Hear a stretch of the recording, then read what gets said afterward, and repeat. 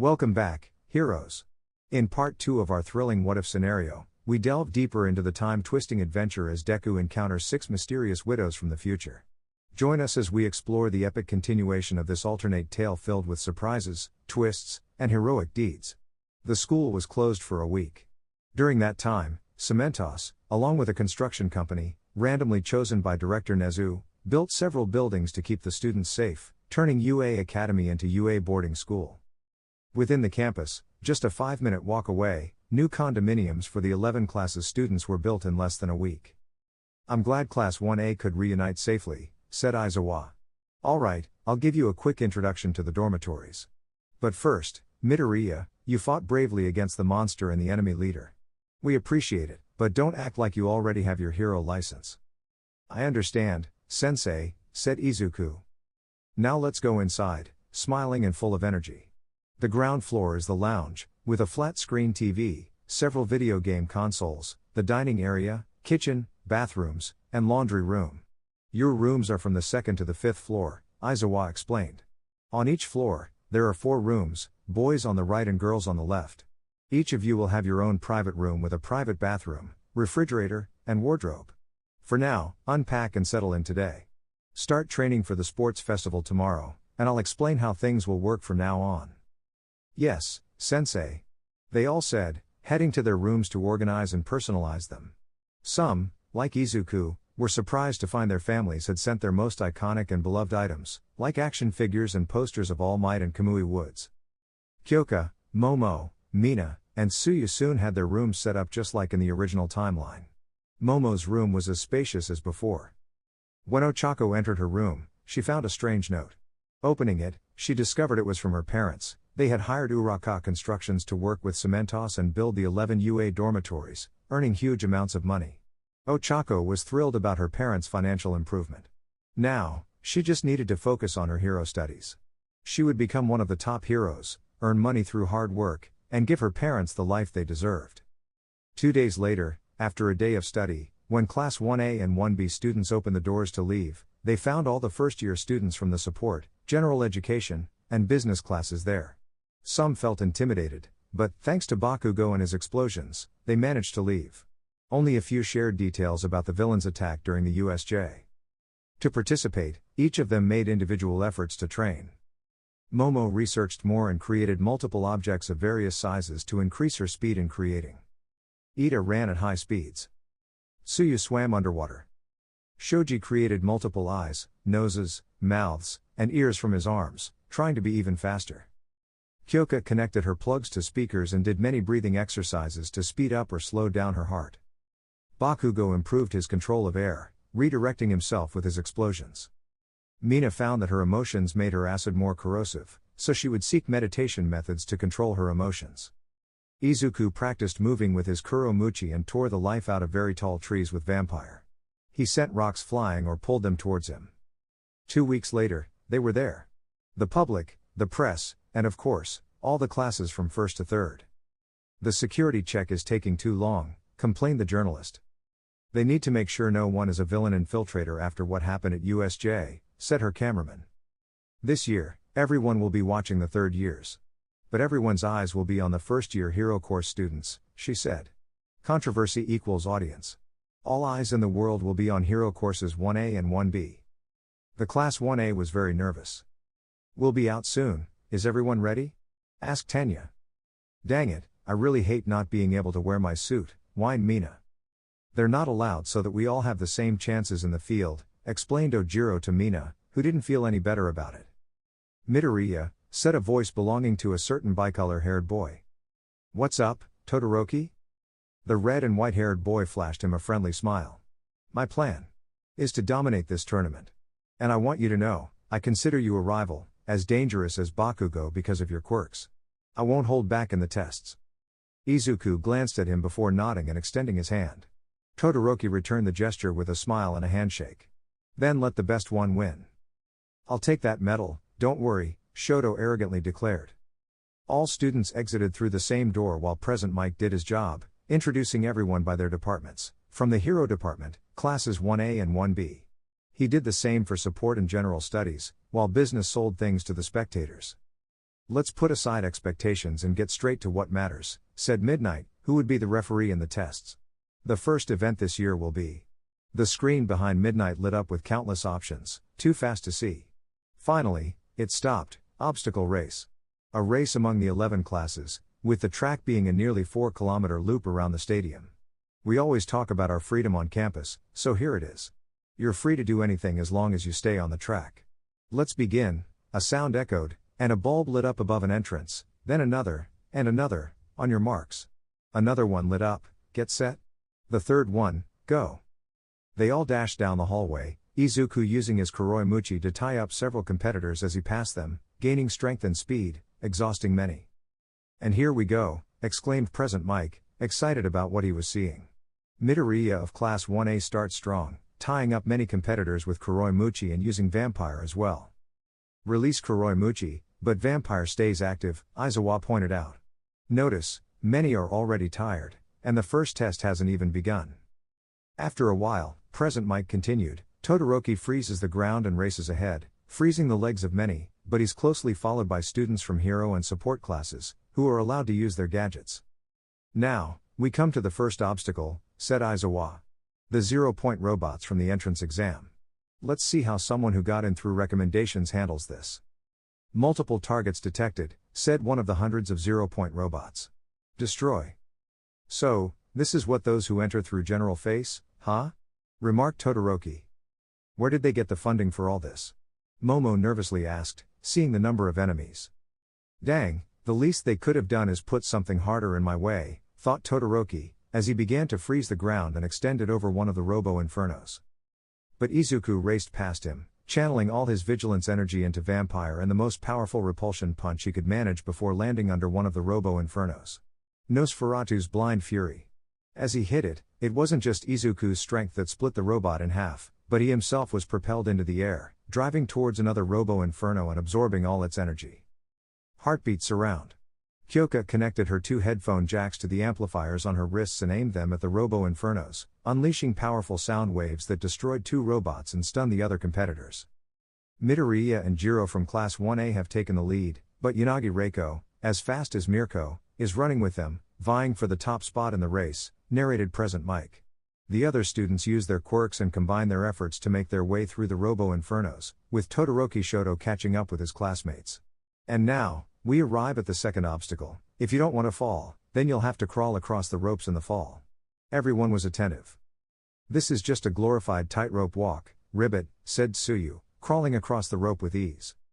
Asui and Uraka use their quirks to get ahead, jumping or floating, but Midoriya uses repulsion to move at high speed, passing over, while Jiro floats with her sound waves, as if flying over the cliff. Kensei Niazan is watching, thought Tenya, feeling the pressure. I have to do this coolly.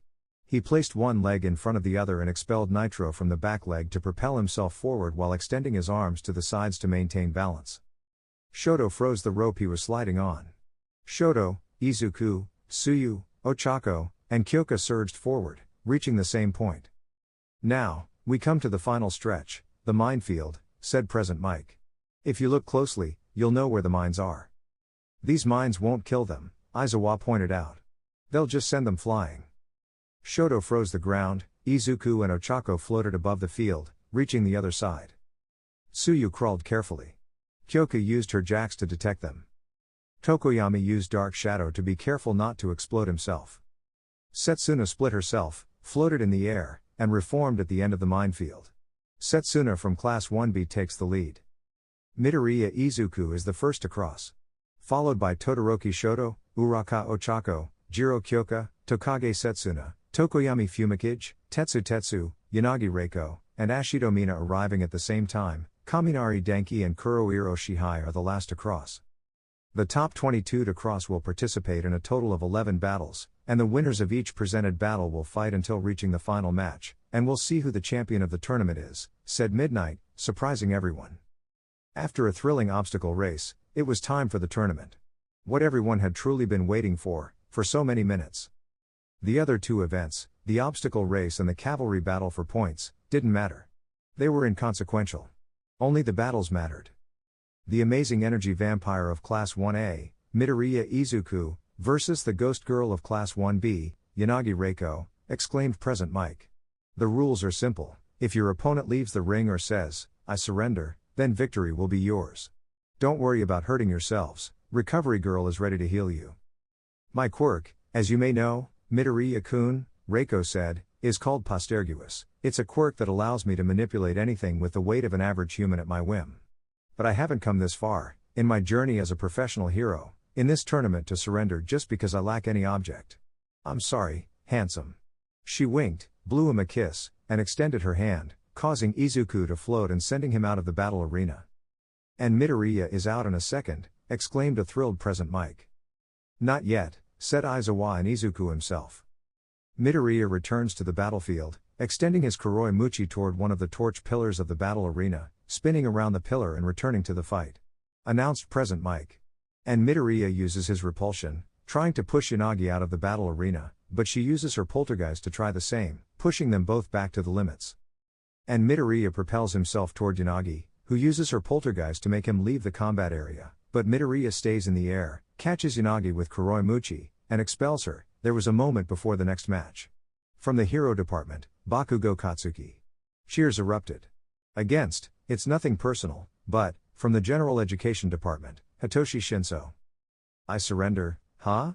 Said that purple-haired boy with eyes of the same color, who looked disheartened. Or as sleepy as Aizawa. Got it, Bakugo Katsuki? This event is a battle to test our determination. If I had a strong desire for the future, then fears wouldn't matter. I've seen you. We've all seen you. You're violent, irritable, you think you're better than everyone else. You're nothing but a bully who doesn't deserve to be in this high school. I'm going to. And he fell silent. The victory is mine, smiled Shinso. Hey, what's going on? This is the first fight, you could be more excited, don't you think? Complained Present Mike. Right from the start, Bakugo has stopped moving. Narrated Present Mike. His face is blank, not moving a muscle. Could this be the work of Shinso's quirk? Aizawa intervened. That's why I told you the entrance exam makes no sense. It's hard to earn points in the entrance exam with such a unique quirk as his, brainwashing. When you're blessed with a quirk like yours. Or cursed with mine. With brainwashing, as that teacher said, it's hard to earn points, Shinso told his rival, clenching his fists with resentment. You. I bet it's great to be blessed by the heavens and admitted to a school like this, even though you're a bully. Why don't you just turn around and leave the ring? My body moves on its own. My mind is fuzzy. Damn that shitty extra. Stop. Stop moving already, stupid body. I'm not going to lose in such a pathetic way, yelled a desperate Bakugo as he crossed the finish line. I don't think you understand when I would have wished for a quirk like yours, Shinso told him with pain. Bakugo Katsuki is out of the ring, the victory goes to Shinso, declared Present Mike, though lamenting for the boy. All right, that's what you deserve, for making my husband's childhood and academy career what it was. Thought excited Momo, Kyoka, Tsuyu, Mina, Setsuna, and Reiko. You're nothing but a bully, now suffer Bakugo. You're in my way, growled Shoto. Before him stood his father, Endeavor. Your performance has been nothing but unpleasant, Shoto. If you had used the power of your left side, you would have easily dominated both the obstacle race and the horse fight. No more nonsense, I'm tired of your childish behavior. You have the responsibility to surpass All Might. His son fell silent for a moment. He may be the symbol of peace, but you're recognized as the one who has stopped the most crimes, said Shoto, who continued walking towards the exit. Your thirst for power, even after all the love you receive. Knowing that you'll be safe with you is stupid and childish. Just like you are. He should be incredible, but I can't shake off this air of mediocrity for some reason. Insulted Present Mike, without realizing it. From the hero department, Sarah Hanta. Present Mike announced. Also from the hero department, the one who masters fire and ice, Todoroki Shoto. I don't feel like I can win. Admitted Hanta. But I swear I won't lose just like that. He bound Shoto with his tapes and dragged him to the ring. A surprising lightning-fast attack. Present Mike narrated. This is undoubtedly the best option he could have taken. Give it your all, Sero. Control it, Shoto told himself. Feel the wind on your face and arm, the ground beneath your feet, the tape tying around your body. Don't lose control. He stared at Sero. Kori no Kimishu Kyota. Frozen blow prison, ice surged, and Sero was encased in a block of ice, the tape broke, and Shoto remained unharmed. Saruhanta can't continue. The winner is Todoroki Shoto, declared Midnight as Shoto approached and freed him. Something will come out of those horns? From the hero course in Class 1A, Ashido Mina also from the hero course, sparkling and very kind in Class 1A, Aoyama Yuga, said Present Mike. Mina couldn't help but laugh and point at Yuga. My first battle is a piece of cake. Yuga sparkled, as always.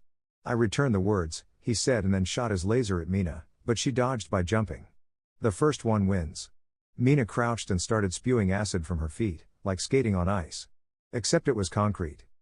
Since we were teammates in the combat practice team and rivals in the 50-meter race trial, I know all about your kosei, said Mina, crouching to dodge Aoyama's laser. The same goes for me, said Aoyama, who was already starting to shake because his stomach was loosening from shooting his laser so many times. Mina dodged him every chance she got. There's only one thing different. She approached Aoyama. In the aptitude test, if I shoot for more than a second, my stomach hurts, those were your words. She dodged him 3 more times. My stomach. Now. She threw acid at Aoyama's belt, making him fall. My belt. His pants fell, leaving everyone to see his heart-patterned boxers. My pants. This is over. She landed a strong punch on his chin, ending the fight. Ashido Mina is the winner, said Present Mike. Time for the next battle. Everyone cheered. Attack and defense in one body. The Dark Samurai of the hero course, Tokoyami Fumikage. Will face off against the absolute creation of the hero course, admitted by recommendation, Yaoyorozu Momo.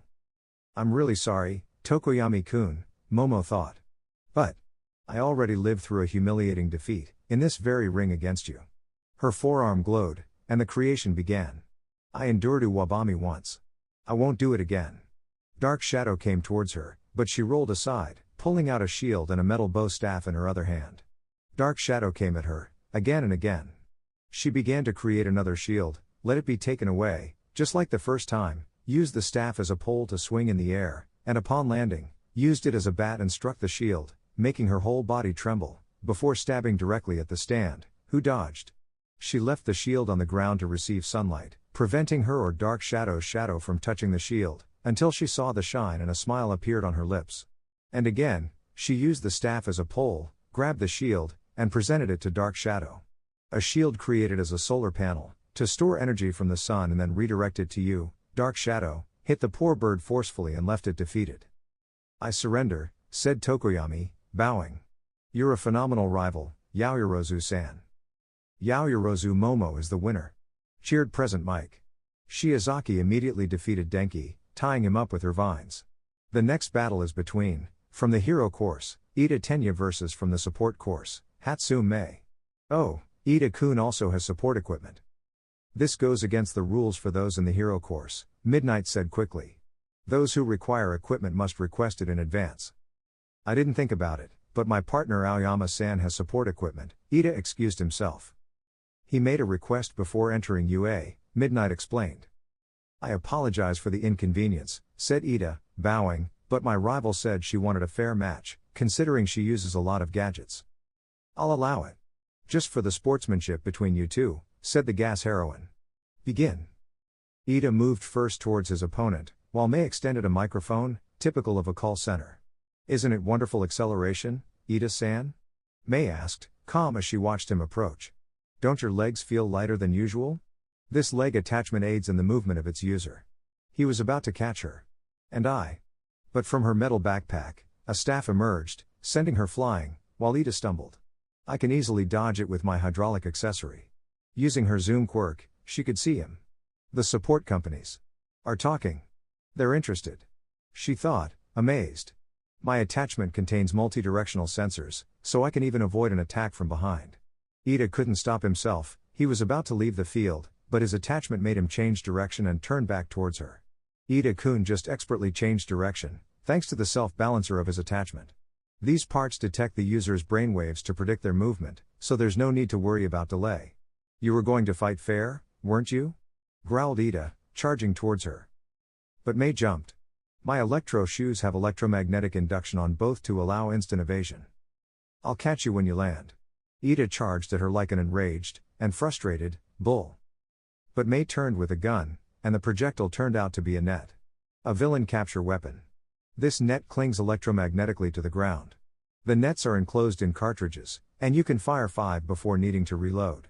I'm Hatsume, and it's a pleasure to have hero support companies watching me. She bowed and then twisted the nozzle of the capture gun. Super blower, activated. Ida rolled on the ground vertically like a log. Ida-san, you're out of bounds, said Midnight. Hatsume is the winner.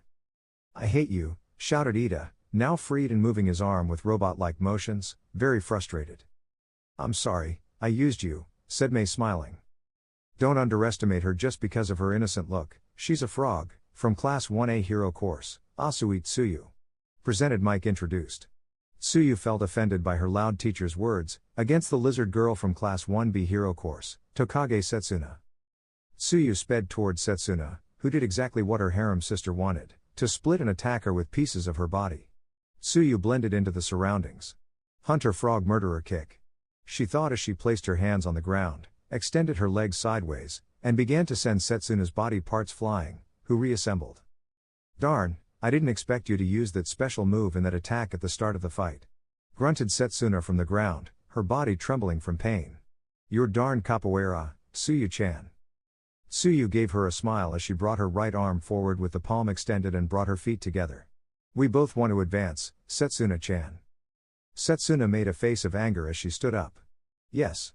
And I propose something, everyone paid attention. When we return from practice, the winner will invite Midoriya on Friday to eat katsudon in the cafeteria. Tsuyu then smiled. Sounds good. Izuku blushed violently. Why am I her date target? For your heroic spirit, said Momo and Kyoka smiling, trying not to feel like killing their harem sister, you inspire others. Uraka simply didn't seem tired and was dodging and counterattacking all of Setsuna's body parts. She caught one of Setsuna's hands and literally stuffed them into her stomach. Setsuna reformed her head, torso, and right arm, punching Tsuyu, who spat out her fingers. The lizard heroine threw a knee to Tsuyu's chin, who demonstrated her flexibility by falling backward and leaning on her hands before kicking, hitting Setsuna's abdomen, who then kicked her from a blind spot. Setsuna managed to grab Tsuyu's hair with both hands, pulling her out of the battle arena. After a battle where they left everything, and Midoriya's heart from Class 1A, the winner is Tokage Setsuna, said Present Mike. He's been famous since high school. That's not the face of a normal person. From the hero course, Bakugo Katsuki. A concerned companion eager for her friend's safety, as a replacement from the hero course, Jiro Kyoka. What are you doing here, earphone girl? Katsuki growled, taken aback. Where's round face? As a replacement for her friend, with a heart of gold and a desire to protect others through her music and sound, from Class 1A hero course, Jiro Kyoka. I know you'll be downright brutal, growled Kyoka. I won't let you send her to the hospital or traumatize her. I'll protect her, even from idiots like you, and she attacked immediately. Heartbeat surround. Kyoka connected her 2 headphone jacks to the amplifiers she had naturally on her forearms and aimed them at her opponent, sending out super powerful sound waves that caused Katsuki's body to shake and stun him. Howitzer impact. Katsuki rose in the air and then used explosions to propel himself in a circular motion to create a tornado. The resulting tornado gathered oxygen and momentum to power the subsequent explosion. But Kyoka smiled and did the same as with her heartbeat surround, bringing her forearms forward. Heartbeat wall. And she unleashed powerful sound waves that created sonic walls she used to try to trap Katsuki before grabbing him by the waist and sending him to the ground. The blonde boy managed to free himself from that and lunged at Kyoka, who threw herself to the ground, lying on it, and extending her lobes, connecting them to Katsuki's neck, thus stunning him and again taking him out of the ring. When it was Uraka's turn, she amazed everyone by creating a plan to defeat an opponent who seemed invincible at first glance, how to defeat someone who can dive into the shadows and emerge like a hungry shark. But she didn't give up against Shihei Kurohiro, a boy with gray hair and skin as black as the feathers on Tokoyami's head. The boy emerged from the shadows and attacked her, which was annoying a certain student from Class 1A. She managed to catch him off guard, using Shihai's own advantage to her advantage, by literally disarming the 4 torch pillars and pushing them one by one out of the field, where his shadow would no longer project inside the ring, leaving him disarmed. The winner by surrender, and wonderful strategy, is Uraka Ochako, said Present Mike. Uraka was returning with the others down the hallway when she saw Todoroki and Kurohiro. Puzzled, she took out her phone and recorded them. What was this? You're lucky you only caused her a few scratches and that she's a hero, threatened the dual quirk boy to the shadow quirk 1, if it were someone else, you'd be dead. Take note of that. Confused by such a statement from the cold boy of Class 1A and not knowing what to think, she created a group just for the girls in her class and sent them the video with the additional note, "What do you think of this?" Upon returning to the others, she found that the only available seat was next to Todoroki. She looked at her phone, blushing, because all her classmates had concluded that Todoroki was in love with her. "Many people recognized me on the way here," blushed Mina. Izuku sighed. "That's the downside of using public transportation, isn't it?" "Yes. The same thing happened to me." "Some kids were shouting it doesn't matter," said Hanta. "It was a bit annoying, painful, and humiliating. We became the center of attention in just one day," said Shoji. The door opened, and everyone settled down. Aizawa gave them a kind look. "Good morning, everyone." "Aizawa-sensei, I'm glad you could finally take off your bandages," Tsuyu said, genuinely happy for her teacher. Recovery Girl was just being dramatic, he waved it off. "But that doesn't matter. The nominations are here." He grabbed a remote control from his desk and pressed a button, causing the board behind him to light up with the results, displaying the names of everyone. Midoriya, Todoroki, Tokoyami, and Jiro were at the top of the ranking. In the past, the nominations have been much more evenly spread. But these three have attracted the most attention. Whether you received a nomination or not, you all have to do your internships to gain work experience. Well, you've all entered the world of professionals, unfortunately, with the attack at USJ, but I believe experiencing the activities of professionals firsthand will be useful. This field training will be in a week. All those are good workplaces. But those with a nomination will have a personalized list. Choose one. Midnight entered at that moment. Those who didn't receive one will choose from these lists of over 40 hero offices across the country. She showed them the list. Aizawa spoke again. Their areas of operation and experiences are varied. An example of this would be 13, a rescue hero with little combat interaction. In that case, think carefully before choosing. "Well, I'm leaving, and you're staying with Midnight." He grabbed his sleeping bag and left the room. Midnight smiled and handed out 6 small boards and 6 marker pens. "It's time to choose your hero names. You can't expect to present yourselves to your teachers this week without having your names ready, right? We'll do something exciting." They all shouted, excited. The first names were funny, and everyone felt a kind of pressure, as if it were their obligation to stick with those ridiculous names. Finally, Tsuyu sighed and ran her hand over her face, showing her stress. "When I was 15, this was fun. Now it's supremely stupid and unpleasant. These brats are just wasting time and ink from their markers," she thought as she moved to the front. Rainy season hero, Froppy. Uraka was next, Aravati. It was Tokoyami's turn, night hero, Tsukiyomi.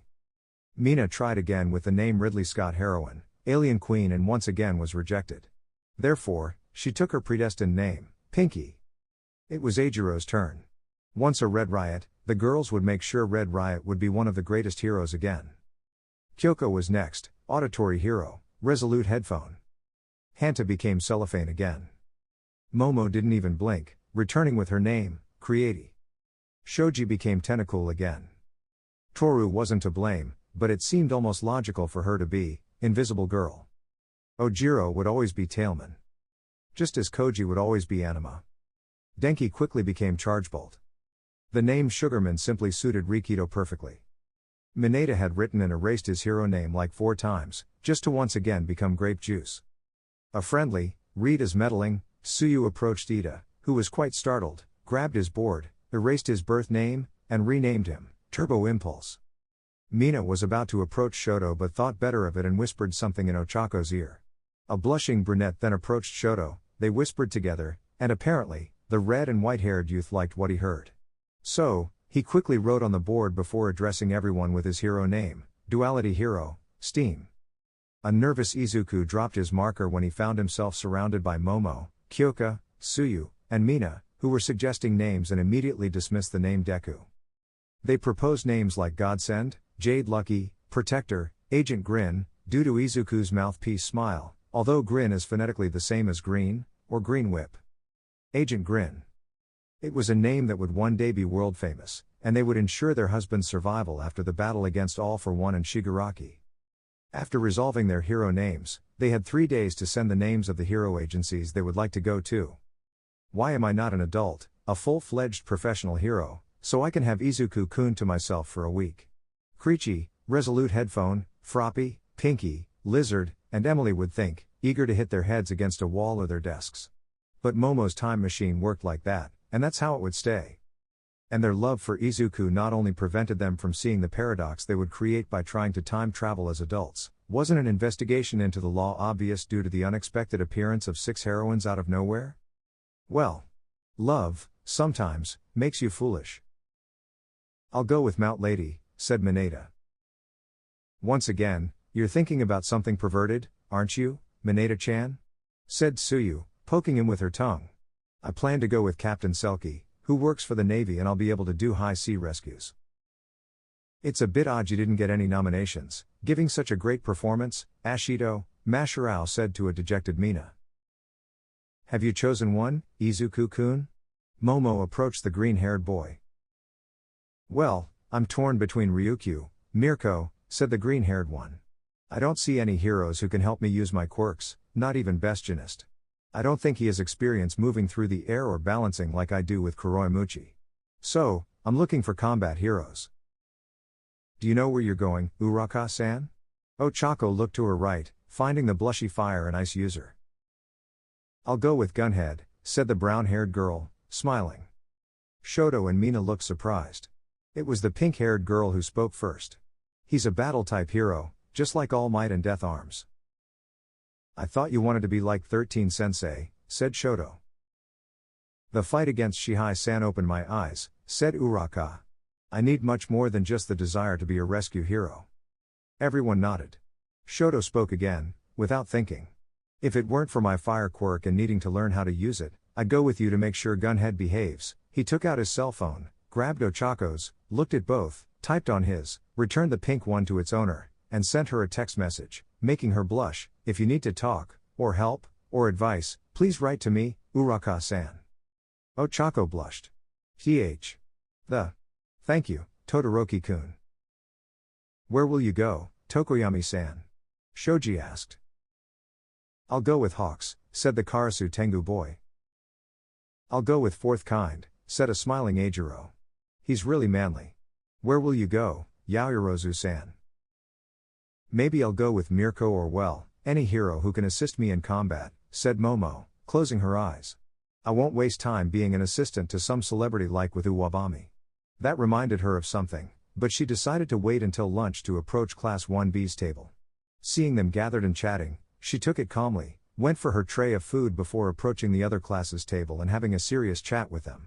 Excuse me, Kendo-san, she said timidly. How can I help you, Yaoyorozu-san? Asked the orange-haired girl, very curious. The rumor has spread that you'll be interning with Uwabami, said the future professional hero. Do you also want to go with her and think you can do better? He began, annoyingly, but Yaoyorozu hit him in the face, knocking him out. I came to tell you, she's more of an entertainment hero for the public than a combat or rescue hero, and I don't think she'll be of much help to you in the future, do you? Said Momo. Kendo thought about it seriously. You're right, thanks for the advice, Yaoyorozu-san. You're welcome, see you later, said the smiling raven-haired girl, going to get her lunch. Faculty lounge. Practical training? Huh? Asked the teacher with cowboy accessories and a gas mask, Snipe. Some of you have already chosen? It's an important choice, you should remember you have 3 days to choose and think carefully. I know professional heroes who regret their choices. That's true. Look at this, Tokyo, in the city of Hasu? With the professional hero normal, manual. Strange, there must be many other nominations for him to choose from. But, going to Hasu. Practice day. Finally, they were there, at the train station, watched by Aizawa, although it would last very little. Everyone has their suits. Right? Obviously, wearing them in public is prohibited. Avoid losing them. Understood, said Mina, holding her briefcase above her head. Don't stretch that, understood Ashido, grumbled Aizawa. And keep your manners, okay? So, let's go. Everyone boarded their respective trains, chatting with those classmates who were also on the same train, but soon got off at different stops. And the last was Izuku entered a skyscraper that, at the top, had a golden moon. It was the office of hero number 5, Mirko. Upon entering, he found something very similar to a hotel lobby, with hundreds of rabbit decorations and stone and wood walls. The green-haired one approached the secretary, who was facing a fountain. "Hello, excuse me, I'm Midoriya Izuku, I come from UA, for my field work." The door opened. Hello. I took a wrong train and had to run. Here, said a feminine voice. It was a girl already known to Izuku. With dull black hair with a straight pointed lock hanging in front of her forehead on the right side, her hair tied in a large, pointed ponytail. The secretary didn't seem surprised as she saw Momo leaning on Izuku's shoulder. "Midoriya Izuku and Yaoyorozu Momo," said the young woman, already having regained her breath. "Go to that elevator, 4th floor, change into your hero suits, and then go to the 5th floor. I'll call Mirko-sama, to let her know you've arrived," said the secretary. "Refer to yourselves by your hero names, not your real names. That's why they're called secret identities." "Yes, ma'am." They took the elevator, and as the doors opened on the 4th floor, it looked very normal considering how the changing rooms were at UA. Izuku blushed at this, at the fantasy of a girl as beautiful as Momo changing in front of him. Of course, Momo's suit was very revealing, but until now, he never thought of it as something exclusively sexual or exciting. That was something he only realized now. After changing at lightning speed, they went to the 5th floor, finding a gym and 5 people training. But none of them was Mirko. "I see you're finally here." A voice, "From the right I saw both of you, at the sports festival, and both of you were amazing." Mirko then noticed their hero suits, starting with Momo's, a tight red latex suit, very revealing, exposing most of her torso, arms, and legs, with a cut in the center that allows you to see from her neck to the lower part of her belly. Her suit has gray edges next to the upper part, it has a high collar open in the middle, and a kind of belt above her chest in beige yellow, with a large gray belt. "I'm Yao," Momo remembered the secretary's words and corrected herself. "I'm Krichi, nice to meet you." The rabbit hero nodded and then, she looked at Izuku. The black and green long-sleeved shirt, showing off your muscles like death arms, is not bad. At first glance, those flare pants might seem uncomfortable, but since they cling to your thighs like that, it allows for a perfect kick, almost like a second skin. Mirko evaluated the green-haired one. "That toothy smile muzzle gave me the chills." The white scarf was curious. "Is it a capture weapon, like Eraserhead style?" "It's not in my plans, it's just aesthetics, but I won't rule out something like that either," said the green-haired one. "I'm Agent Grin. Nice to meet you, Mirko-sensei." She showed them a smile. "When I was at UA, I don't remember us being trained much in the physical strength and endurance department, and since we only have a week, we'll make the most of it. Resistance training, strengthening, and martial arts begin. Rabbit massacre. You'll wish you were dead, but eventually you'll thank me." And so they began to do exercises in a kind of obstacle course, having to jog, lift their knees to dodge some wooden mills on the ground that tried to knock them down. They did push-ups, stretches, squats, climbed ropes to strengthen their arms. They learned how to stand properly without being easily knocked down. They learned to throw punches, elbows, how to perform dislocations or use the opponent's weight against them. All of this, in the first 3 days. Because Mirko made them get up early, they trained from 5 o'clock and finished at 20:30. "We're getting stronger," said Momo smiling. "That's true, and Mirko-sensei is relentless," said Izuku smiling. "Nothing like a warm bath to avoid body aches after a day of training. Relentless and tough, but a very good fighter. And we will be too," said Momo excitedly. Izuku nodded, with a smile. "Nobody said the path of a hero would be easy." "I know we're exercising and I'm teaching you how to fight," Mirko said, watching Izuku and Momo throw punches and kicks in the air. "But you must understand that heroes are public servants. In exchange for fighting crime, we receive our salary from the government. The government recognizes our merit in arrest operations, for example, raids to end drug trafficking, human trafficking, or simply fighting villains. Will you teach us to fight before the week ends, and can we go kick butt?" asked Izuku. Mirko nodded. "Death Arms, All Might, and I are battle-type heroes. It may not seem like it, but there's more than just combat. Backdraft and 13 are rescue-type heroes. Uwabami is an entertainment-type hero, and yes, all of this is perfectly legal, And yes, they are all heroes, the rabbit hero said. This is your first year, and ideally, next year, you'll learn about entertainment or rescue. Heroes have to do many things, both in the daylight and in front of cameras, as well as in secrecy. Understood, they both said, finishing the kata, spinning around, throwing an elbow into the air, and then delivering a palm strike. A few minutes later, Izuku had taken off his shirt and was wiping off sweat. I like this, you know? Training seriously, not just the All Might training, which was much more instinctive. Momo asked teasingly. Or not going with a woman just to appear in a commercial, she thought. You know, Momo-chan? I'm worried about Ida. He went to do his hero work with Manuel, in the Hasu district where the hero killer stain is supposed to be because his brother was badly injured by that guy, Izuku said. I'm genuinely afraid for his life. Okay, if the municipal district is under this level of surveillance, said the hero Manuel, taking off his helmet after returning from a patrol with Tenya, then the villains aren't up to anything. I've been gathering information about the hero killer stain and quickly found out, he's appeared in 7 places and always leaves 4 heroes dead. Whatever his goal or if it's some kind of omen, I don't know, but one thing is certain, he's still in Hasu, Tenya thought, determined to avenge his brother. For Izuku, it was unexpected that they would leave Mirko's office, heading to Shibuya via Hasu, to fight villains. Both of you can only go out like this and make yourselves known because you're with me. You'll still have to wait until your second year to get your provisional hero license. Until then, stay close to me, Mirko warned. Yes, ma'am, both students and the professional hero got into a taxi and went to the station. Sensei, if we take this train to Shibuya, we'll arrive at night, Izuku said, and Momo nodded. Izuku has always been a fantastic analyst, blushed Momo. I think that's just one of the things that made me fall for him. Mirko smiled at both of them. It's true that there are crimes in broad daylight, but there are even more of them at night. A window in part of the train's wall exploded as a hero with white hair, dressed in a fur-lined jacket on the collar and cuffs, appeared. Then, a Nomu with 4 eyes, slim, and 4 arms, appeared. Moonring.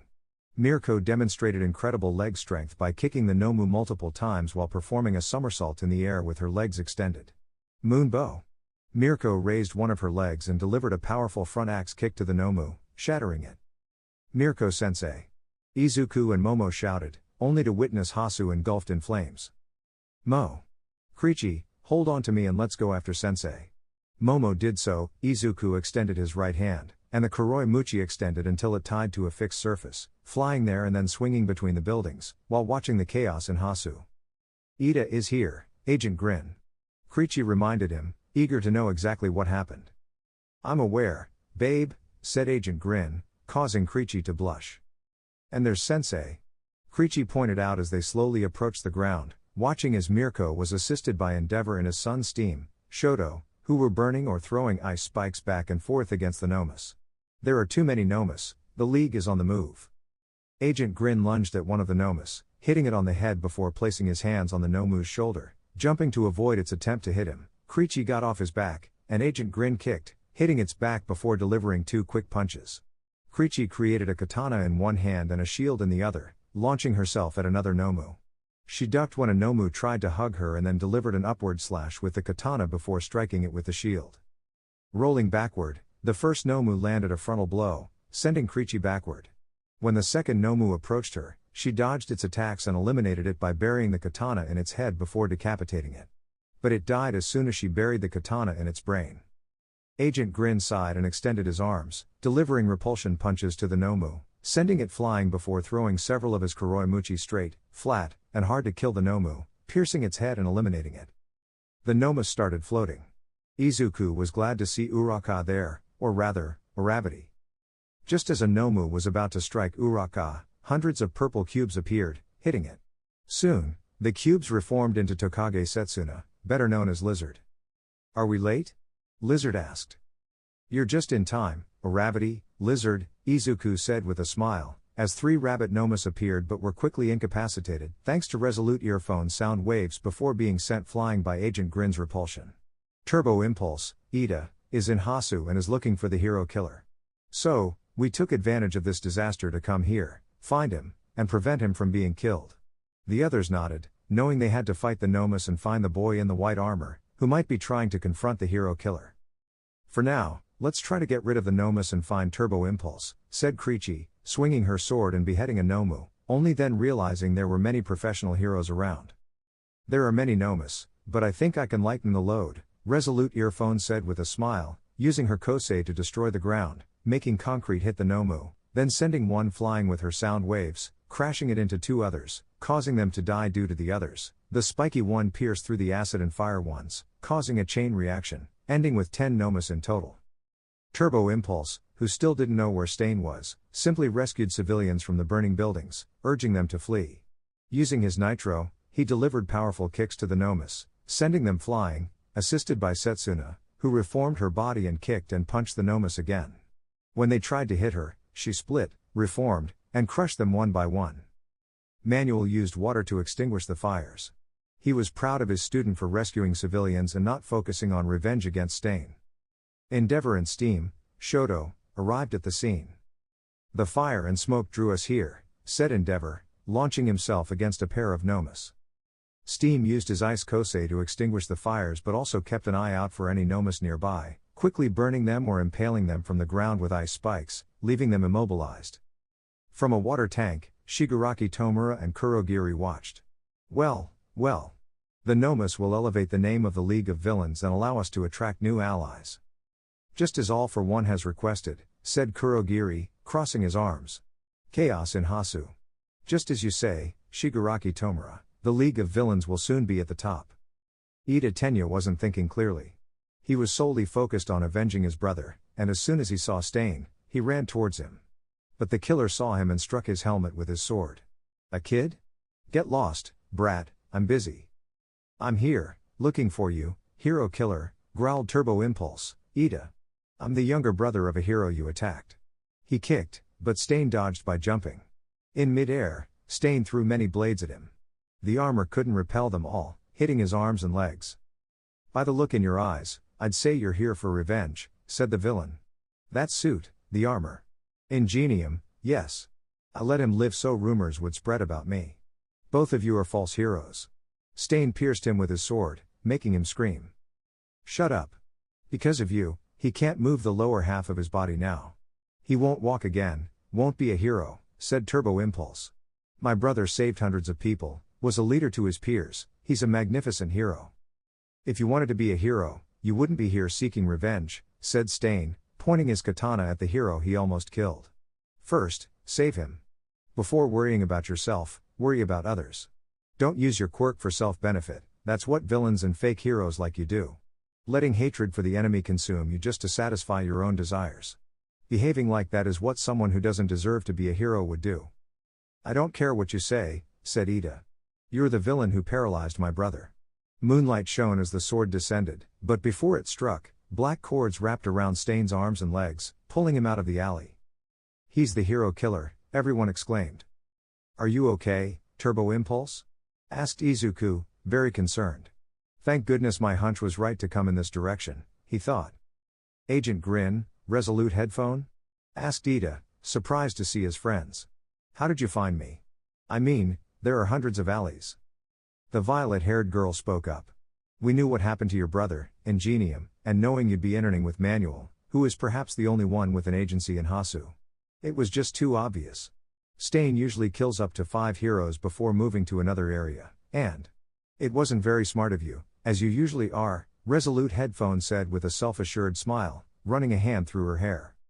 Stain dodged Endeavor's fire attack, slid across Steam's ice, cut through Edgeshot's paper tentacles and Agent Grin's black whips, but couldn't dodge Resolute Headphone's sound waves, sending him flying into a store window. Mirko lunged at the villain, only to scream as she was pierced by several knives and fell to the ground. A shockwave hit Stain, and All Might appeared, picking up Mirko to take her to the hospital. But at that moment, Stain emerged again, and everyone surrounded him. Izuku quickly used his scarf to capture him, Eraserhead style. False heroes who only work for money and fame, and villains who prevent peaceful coexistence in our beloved country, will one day taste my blades, and I will lick their blood. So that Japan can shine once again. The Nomus seemed endless. This is getting very annoying, grumbled Izuku. Anyway, I guess it doesn't end until it ends. Izuku used repulsion, attracting many Nomus to him, and then began draining their life force with vampire until they were all dead, causing them to transform into a black mass with red flashes. From afar, Tomura and Kurogiri watched. How the hell did they defeat the Nomus? And what the hell are those UA brats doing there? He began compulsively scratching his neck. Why? Why don't things go as I want? A week later, the repercussions of Hasu continued to be the talk of the town, and neither news nor newspapers left it aside. This only annoyed Shigaraki more. They talk about Stain, but the Nomus are as if they were a separate issue. Like it's not important. Damn you, Stain, you're stealing the spotlight from the League of Villains. Amidst the unexpected call to the Gamma training field and donning their hero costumes, the young heroes could only wonder what they would encounter and why they needed to dress up. Upon arrival, they found All Might waiting. For today's hero training, I want to see how you use your quirks to move, whether on land or in the air. It'll be a race with 4 competitors, and you must rescue me while I wait in the middle of the Gamma circuit. Use your quirks as best as you can or as you see fit. Of course, keep the damage to the buildings to a minimum, he advised, pointing. The red-eyed blonde, Bakugo, grumbled. Don't point at me, All Might, he requested. Everyone was accustomed to Bakugo's brash demeanor. The first team, Midoriya, Jiro, Ida, Ashido, and Sero. Each of you, head to a different entrance, please, the hero requested as he jumped, landing in the middle of the rescue field. And begin. His voice echoed. Midoriya and Sero are doing exactly what I thought they would, Uraka remarked, smiling. Using their quirks to swing between the tubes and buildings. Momo crossed her arms before speaking. Mina and Jiro are using their agility, although Mina is doing better because her acid can help her move like she's skating. What is Jiro doing? Is she using her sound waves to levitate and move forward? Tsuyu asked, surprised. Oh yes, spending so much time with Izuku allowed her to gain some situational analysis skills. Incredible. Midoriya and Sero can swing through the air and have the advantage, Shoji, the 6-armed guy, said. They can both climb high on tricky terrain, navigating obstacles like a pro, Eijiro said, smiling. But Jiro floats for a while, moves forward, and then runs, so she's not doing badly. She has fantastic control of her sound wave quirk, not just for listening or attacking, Mineta chimed in. Plus, she has a nice backside. Tsuyu choked him with her tongue and after a few spins, sent him flying. It was then that Momo noticed the almost empty field ahead of them. Midoriya has nowhere to swing. The dark-haired creator shouted. Momo keeps running and is surpassing the others. Midoriya still has the attraction and repulsion quirks. Eijiro reminded everyone, smiling. He just needs to keep using repulsion on his torso and arms to push off the ground and stay suspended in the air at that height. Then, he uses it on the soles of his boots to move forward. Mina saw him flying and a huge smile appeared on her face as she raised her arm. Well done, Izuku. The pink girl exclaimed as she watched him literally fly and land beside All Might. That's my husband. You're amazing, Midoriya-kun, All Might said as he hung a ribbon around his neck that read, thank you for saving me. By the way, I'd like to talk to you later, during the break, in teacher's room number 4, he whispered. Jiro heard it and communicated it to Yaoyorozu, then told Asui and Ashido. The pink girl texted Yanagi and Tokage, so all 6 could hear what All Might had to say to her husband. Kyoka plugged one of her earlobes into the wall, listening to the breathing of All Might and Izuku. She opened her cell phone and accessed the WhatsApp group chat for the Midoriya widows. Kyoka began typing what she heard from the other side of the door. Kyoka, All Might says, I have been worried since the first moment I met you, Midoriya-kun, because of the quirks you possess. Izuku replies, why are you so worried, All Might? All Might answers, you see, there are some people who are lucky enough to have their quirks passed on to the next generation. Like your teammate, Todoroki Shoto, who possesses a fusion of his parents' 2 quirks, his mother's ice and his father's hellfire. But it's extremely unusual for someone to have more than 2 quirks, and yet you've managed it. My quirk is called One for All, and it's a quirk derived from another that emerged at the beginning of the quirk era. Setsuna, how is that possible? Mina, would that One for All allow All Might to stay young? Kyoka, All Might just said that One for All appeared from the beginning of the quirk origins, from the Chaos era. There's a quirk called All for One, which can steal quirks and grant them at will. During that era, a quirk user with these abilities appeared, who took mutant or transformation type quirks from people and granted them emission or exchange type quirks, forming a criminal base. He could grant quirks to quirkless people or he could grant a quirk, and then it would merge with the owner's previous quirk. He called himself by his quirk's name, All for One. He had a younger brother who believed in justice and didn't see his older brother's acts in a good light. Both believed the younger was just quirkless and perhaps out of affection. He gave him an energy accumulation quirk. But they didn't know the younger one did have a quirk. He could pass his quirk to another person through DNA and entrusted a successor to stop his brother, forming One for All, which All Might now possesses. No one spoke in the chat. Everyone pondered what they had learned. Kyoka, All Might assures that he killed him. He is the eighth bearer. But since he saw the Nomu and with Shigaraki ensuring that it had more than one quirk, then he believes that All for One could be alive, with an anti-aging or regeneration quirk. Momo, but we already know it wasn't like that. All for One is the villain with Shigaraki, the one they saved from Tartarus during the Paranormal War. The one who fused with Shigaraki. We have to tell them about the doctor, about the accumulation of quirks that old man has in his laboratory, and that it's at Jaku General Hospital where they're making the Nomu. Back in the classroom. Let's see over here, Aizawa said, looking at the schedule. Keep in mind that the end of term exams are approaching. If you pass, you'll come to the summer training camp. And if you fail the exam, then you'll do reinforcement work, and that will be hell. Everyone paled and swallowed at their teacher's words. The students had a week to try to refine their quirks. Tsuyu and Setsuna sent messages to Izuku about trying to create some special moves before the practical exam. Supposedly they learned from 3A that they would go against the teachers to strengthen them, after what happened at the USJ, which still had repercussions, according to the principal. Izuku listened to them completely and asked for permission to use the Gamma training field, with Cementos accompanying him and creating statues or obstacle courses for a few hours, before telling Midoriya it was enough for the day. The green-haired boy managed to create a couple of pseudo-special moves, hoping they would be more than enough for the tests. It was completely unexpected how the pairs were rearranged for the battles against the teachers. And even more unexpected was that classes 1A and 1B would have to make pairs between themselves. Shut up, Shoto growled, displaying his fire in a bit of cold air, when the girls made hints about a future wedding between him and Uraka, causing them to blush immensely, as they ended up together against Eraserhead. Izuku would team up with Reiko. Anything was better than seeing him team up with Katsuki, who, without a doubt, would almost cause his failure, and both would go against All Might again.